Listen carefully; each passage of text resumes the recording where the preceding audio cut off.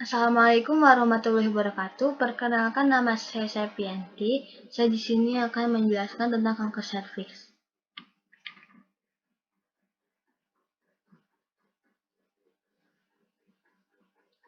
Etiologi: infeksi virus HPV Human Papillomavirus tipe 16 dan 18 menyebabkan 70% kasus kanker serviks di dunia. Tidak semua wanita yang menderita infeksi virus HPV berkembang menjadi kanker serviks. Tipe 6 dan 11 umumnya hanya menyebabkan terjadinya penyakit kondiloma dan lesi epitel squamosa yang ringan dan tidak pernah ditemukan menjadi penyebab kanker serviks. Ada juga faktor resikonya, yaitu perilaku seksual. Perilaku seksual yaitu banyak jenis kegiatan seksual yang berkaitan dengan kanker serviks dan infeksi HPV. Misalnya, seks sebelum usia 18 tahun, seks dengan banyak pasangan, dan seks dengan seseorang yang pernah memiliki banyak pasangan. Yang kedua, kondisi sistem kekebalan tubuh yang rendah seperti gizi buruk. Wanita yang daya tahan tubuhnya melemah, misalnya karena HIV atau AIDS, atau menjalani pengobatan untuk menekan daya tahan tubuh, seperti pengobatan kanker dan penyakit autoimun, lebih beresiko untuk terinfeksi HPV yang merupakan penyebab kanker serviks. Yang keempat, merokok. Wanita yang merokok 2 kali lebih beresiko terkena kanker serviks daripada wanita bukan perokok. Para ilmuwan percaya bahwa zat-zat ini dapat merusak DNA sel-sel serviks dan berkontribusi terhadap pertumbuhan kanker serviks. Yang terakhir, adanya riwayat kanker serviks dalam keluarga. Wanita yang memiliki saudara perempuan atau ibu yang pernah terkena kanker serviks 2 kali atau 3 kali lebih beresiko mengidap kanker serviks. Manifestasi klinis. Yang ke-1 ada perdarahan pada vagina yang setelah hubungan seksual. Yang kedua, perdarahan di luar masa menstruasi. Yang ketiga, keputihan berbau yang bercampur darah. Yang keempat, nyeri pinggul saat berhubungan seksual. Yang kelima, nyeri punggung. Sering buang air besar atau buang air kecil. Mudah lelah, penurunan berat badan, dan tidak nafsu makan. Perjalanan penyakit.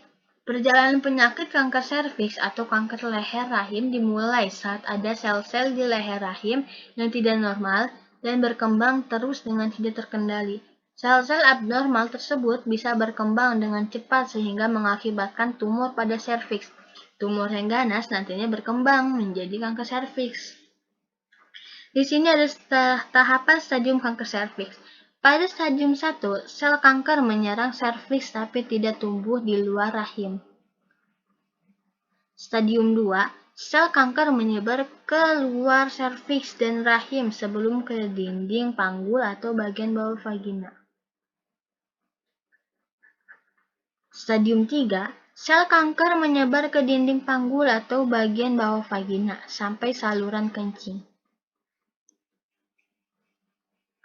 Yang terakhir, stadium 4.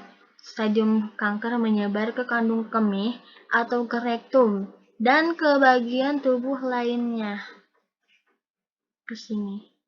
Sini sudah lebih parah. Pemeriksaan penunjang ada pap smear, yaitu tes ini menguji keberadaan sel-sel prakanker atau kanker pada serviks kamu. Pada proses pemeriksaan pap smear, dokter akan mengambil sedikit sampel jaringan serviks kamu. IVH, infeksi virus asam asetat. Dokter akan memasukkan alat yang bernama spekulum atau cocor bebek dalam vagina.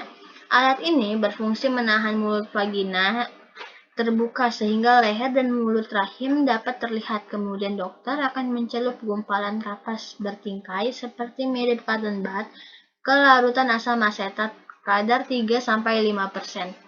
IVP, intravenous pyelography. Yang keempat, biopsi serviks.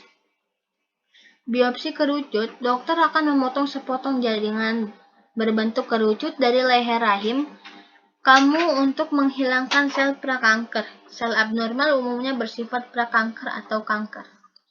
Penata laksanaan itu tuh pemberian salep. Itu untuk menghilangkan kutil-kutil yang ada di vagina. Kemoterapi. Kemoterapi itu metode pengobatan dengan memberikan pasien obat anti kanker dalam bentuk obat minum atau suntik. Obat ini dapat memasuki aliran darah dan menyebar ke seluruh tubuh. Oleh karena itu, kemoterapi sangat berguna dalam membunuh sel kanker berbagai area tubuh. Radioterapi. Radioterapi radiasi adalah nama yang diberikan untuk sinar X energi tinggi yang digunakan membunuh sel-sel kanker. Kemoterapi itu diberikan secara bersama untuk merawat kanker Anda, yaitu kemoterapi dan kemoradiasi.